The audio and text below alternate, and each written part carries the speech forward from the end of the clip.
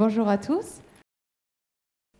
On va débuter par le nouveau schéma de financement de la contribution unique après la réforme. On débute avec l'entreprise qui, effectivement, est imposée d'une contribution unique.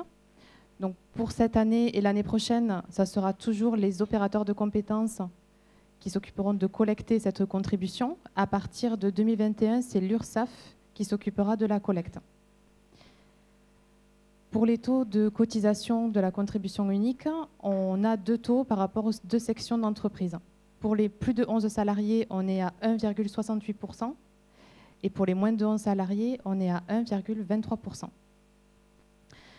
L'un des nouveaux acteurs qui rentre en jeu dans ce système de financement est France Compétences. Donc on rentrera plus dans les détails au cours de l'après-midi. France Compétences est actuellement l'organisme de régulation et de répartition de ces financements. Les financements sont redirigés ensuite vers deux canaux.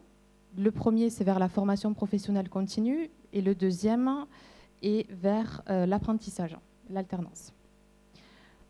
Pour le premier, au niveau de la formation professionnelle continue, pour les plus de 11 salariés, au niveau du taux de 1,68%, il y a 1% qui est à destination de la formation professionnelle continue.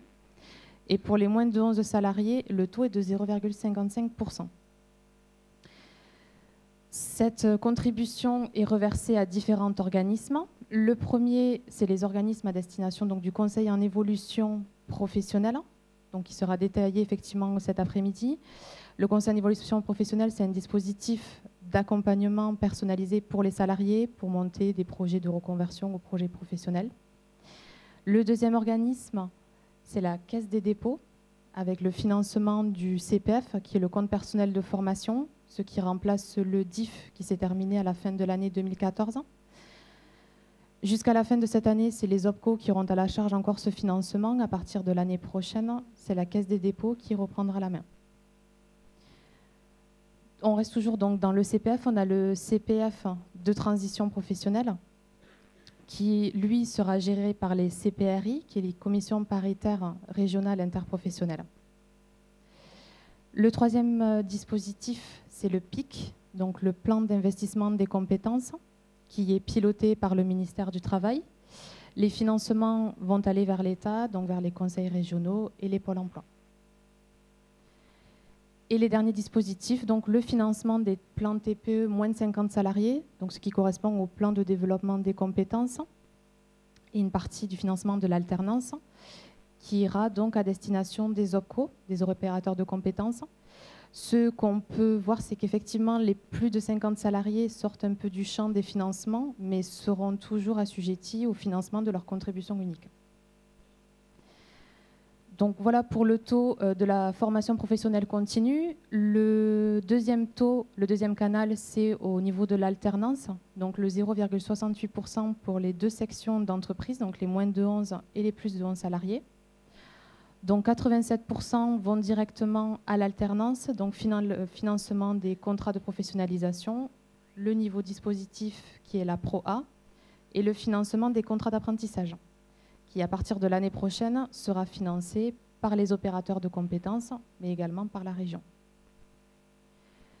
Le dernier taux, donc sur les 0,68, c'est le 13% qui correspond à la taxe d'apprentissage, donc où les entreprises ont le choix de verser à qui le souhaitent, aux écoles qui souhaitent, les versements et les financements pour les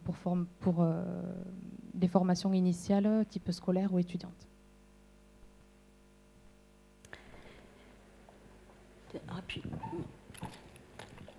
Donc sur la partie collecte, donc je vais donner la parole à Dominique Andreau. Alors, au niveau de la collecte, de la contribution de la collecte, il y a une forte révolution, puisqu'avant, les entreprises versaient les fonds directement aux OPCO qui géraient ces fonds pour le compte donc, des entreprises. Et en fait, depuis cette année, les OPCO gèrent la collecte pour le compte de France Compétences. Donc, les entreprises ont fait des chèques, effectivement, ou des virements à l'attention de leur OPCO, mais ces fonds sont reversés à France Compétences. Il va falloir arriver vers une collecte échelonnée qui aura lieu donc en 2021 Et pour ce faire, et qui sera appelé là directement par l'URSSAF, alors de manière mensuelle ou trimestrielle. Pour arriver donc à ce passage-là, il y a 2 exercices, donc la masse salariale 2019, où les entreprises de plus de 11 salariés ont fait un acompte au 15 septembre, basé sur la base de 75% de leur masse salariale précédente, et le solde qui va se faire au 1er mars 2020. Masse salariale 2020, donc avec l'acompte au mois de mars de 40% cette fois-ci, 35% au 15 septembre et un solde au 1er mars 2021.